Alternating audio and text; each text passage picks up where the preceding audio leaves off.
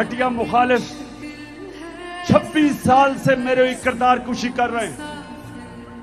26 साल से मेरे ऊपर इन्होंने हर किस्म का किताबें मेरे ऊपर गंदी लिखवाई, हर किस्म के मेरे ऊपर उन्होंने बदनाम करने की कोशिश की।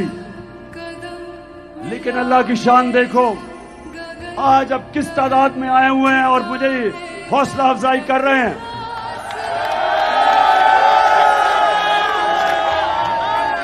क्योंकि मेरे पाकिस्तानियों,